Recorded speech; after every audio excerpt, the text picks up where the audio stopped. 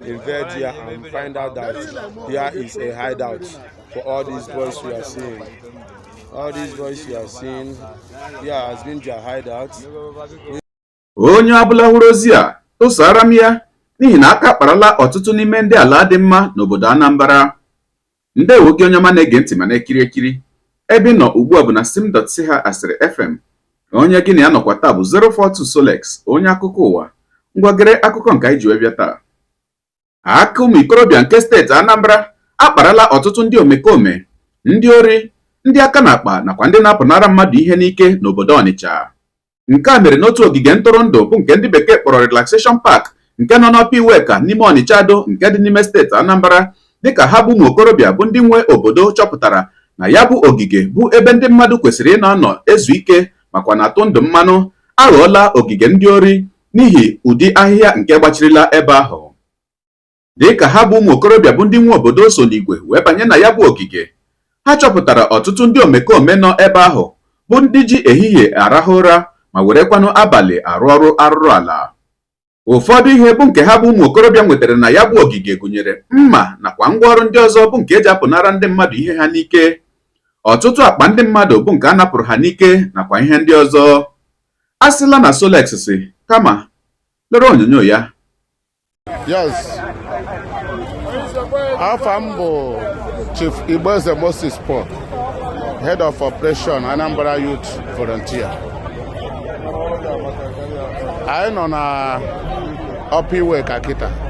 Anyị nwetara ebe ndị ori ji mee kampụ n'okirikiri Upper Iweka na ya akpa ndị ha nasịrị ndị mmadụ. Ihe niile akpa ha nasịrị ndị mmadụ bụ ihe a. Anyị nwetara ngwa ahịa dị iche iche ebe a. Anyị nwetara mma dị iche iche. Ofu onye n'ime ha amadị mma enwe onye nke ha gburu egbu.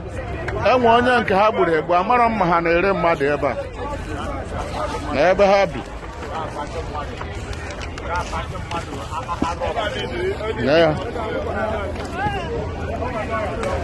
Onye nke a dị ka ndị otu ha. Lee ya.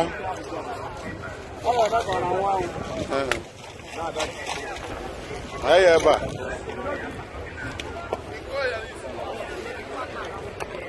Anyị mechere onye nke ahụ na ebe a. So, a sị nka m mee the video. Imesịa the video before anyị nwee ike buru ya were tinye na moto.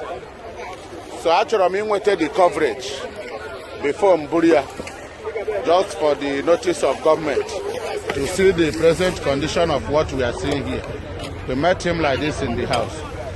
Anambra Youth Traffic Surveillance and Monitoring. You see what is happening here in one of the gardens in Upper Iweka, where the Anambra Youth invade here and find out that here is a hideout for all these boys we are seeing. All these boys you are seeing, here has been their hideout, where the Anambra Youth invade here and find out that people are sleeping inside these things, inside these places. In one of the gardens in Upper Iweka. You see it? You see it? We the Anambra Youth are here. We invade here. You can see some people that we caught inside there. They are still bringing more of them. I didn't know how they sleep inside the bushes. This is Anambra Youth Traffic Surveillance and Monitoring. We are here in one of the gardens in Upper Iweka. Okay. You see what is happening here? How many of them? You people are here sleeping by this time of the day. There in the night, what will you people be doing? I'm a neighbor.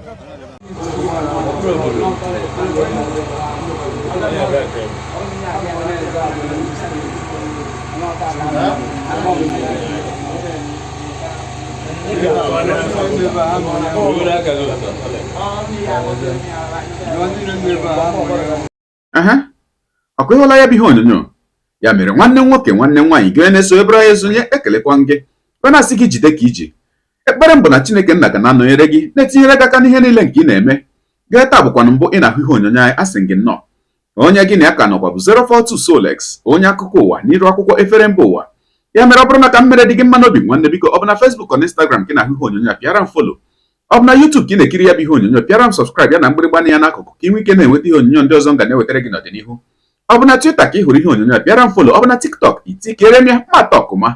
Igbo ndị nwe m, Igbo mụrụ nze m ọzọ, ekenekwa m unu wee na-asị na ọ ga na-adịrị unu niile mma ise. Ngwa na-atụsara m ihe onyonyo a na-atụsara m ya bụ ihe onyonyo na-apịrị maka na share button ka onye ọbụla nọ na gburugburu obodo Ọnịcha marakwanụ otu o si eje, mara ebe ọ ga-aba na ebe ọ kwesịghị ịba.